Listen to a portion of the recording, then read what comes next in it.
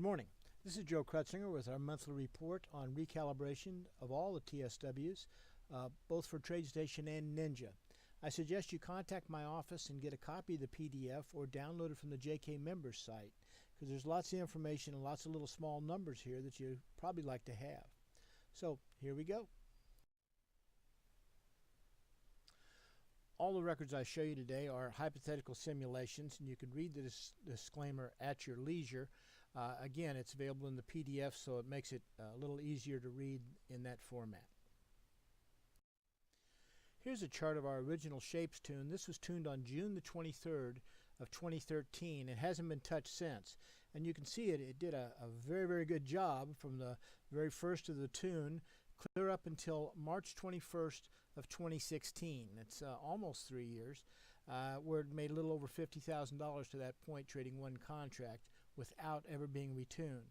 And then the market changed. I don't know if it was the election, if it was the British exit, the Greece thing. I don't know what had happened, but something happened in the market that set of variables on that system stopped working. And so one way, of course, is to re-optimize, which is what we do every month. But another way is to run a trend line on the equity curve, and when it breaks it, back away from it, and then run a trend line on the hypothetical equity curve, and when it breaks it, go ahead and get back in the system. So I just wanted to show you that this is what can happen with a pretty decent trading system, but it just loses its sense of way. Now here's the numbers for the shapes retunes of March 23rd, 2017. You see the far right there are the variables that are used in that slide I just showed you, the one that has not been retuned since June 21st of 2013. So you can have those as an interesting aside.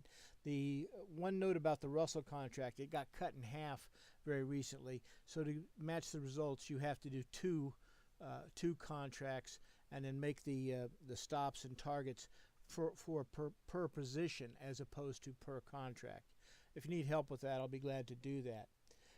The other thing to note is on all the slides you'll see there's like a red number 1, a red number 3. When you look at Joe's best for the Russell is shapes, and those are its inputs. Joe's best for the mid cap are number 3 there, and it's a 10-minute chart, and those are its inputs. Now one way to use this table is if you're only trading 1 or 2 charts, is just pull up those charts and change the inputs appropriately. Save the new workspace with today's date and carry on camping. That way you don't have to import a lot of stuff and worry about fouling things up. But again, you can always get a team viewer and have me install it for you. I'll be glad to do it at no charge. It's not a problem at all. Same song, second verse. Here's the Razor retunes, and you can see the number 6, which is the E-mini 1-minute chart, and the number 2, which is bonds on the 5-minute chart. Down at the bottom, it also shows you any custom session that's used, and if all this stuff is day trade, so its exit on close is also true. Now here's Razor with ribbons and its variables, and you can see the number 5 mini Dow and the number 4 NASDAQ and their inputs, just as the others we've shown you to be. Well, this is the newest of the group. This is BarNone, and I've gone ahead and done the 6 markets that we always do: the Russell, the E-mini, the mini Dow, the mid cap, the NASDAQ, and the bonds. And I've shown you the inputs for BarNone, and you can compare when you look up all the TSWs. You can see they're all for the exact same period of time on the exact same items. So one way to do it is like I showed last week, where you pull up the E-mini S&P and you pull up all 4 systems and you look at those 4 and see which of the 4, if any, you should automate, looking at the equity curve, the stop loss, and all the things that I outlined in that video last week. Now here's what the Joe's best equity curves look like, and you get a feel for how the simulation looks. You can look at the angle of it. You can see which one's performing the best now. They're all doing pretty well. You can also see the number of trades, whereas the Russell will have say 70 trades. The mini Dow will have 40 trades. You'll also want to look at the actual results and see what the stop loss is and the risk and the drawdown and all that. But when in doubt, looking at the equity curve gives you a good feel for the system, at least in its current form. Now Ninja traders have a little harder deal because you have to set up a new chart every time and then put in the inputs. But I'll walk you through that step by step on how you do that with Ninja 7. First, you go to the control panel and pick strategies and right click on a new strategy. We're going to add JK Shapes 2. Then from the PDF, just input those values and type them in there and make sure you've got the right length chart and the right length of data. Then you want to enable the strategy by just checking there at the top on the right where it says enabled, and save the workspace as your new real strategy. And again, anytime you need help or you want me to do it for you, be glad to. Just let me know and I'll get on your machine. As you know, Ninja has some things available that TradeStation doesn't. You can actually test time frame, what length of bar works best over the data.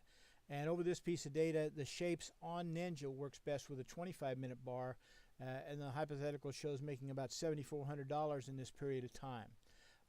This then becomes just a matter of setting up that chart, which would be an ES 25-minute chart.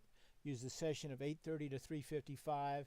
You'd put it up from 12/22/2016 to March 22, 2017. You'd type in the inputs and see if your equity curve matches and see if your simulation matches. If it does, you're good to go and go from there.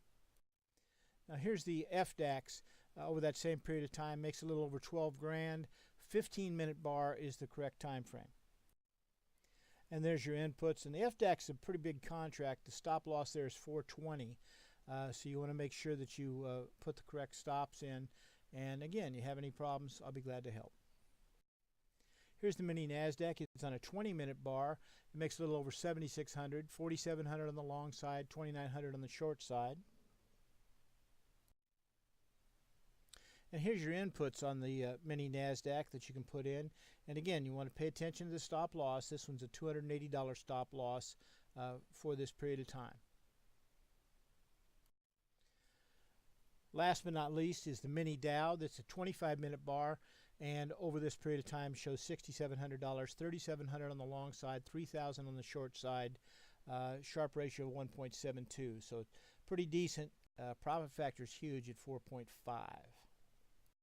And here's your inputs. The mini Dow on the 25-minute bar uses a $370 stop and has about a 60-degree angle on its equity curve analysis. As I said before, my main products are ideas, service, and support when you need it.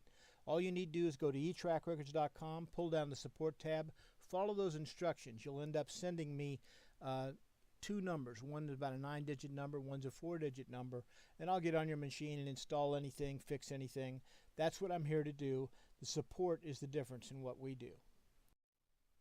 We offer a red ribbon trial. That's where I get on TeamViewer and install the systems for a full 14 days without any money up front, no credit card or anything, just to make sure that these systems will fit your needs. If they don't, we don't want your money. We want you to be very, very happy with our products. Next step would be to call my office at 913-334-2202. We always have special offers to clients. If you already bought a product, you're going to get a discounted price on the next product. My direct email is joekrut@gmail.com, and of course our website is etrackrecords.com. Well, good luck and great trading. We'll see you next week. Thanks for watching.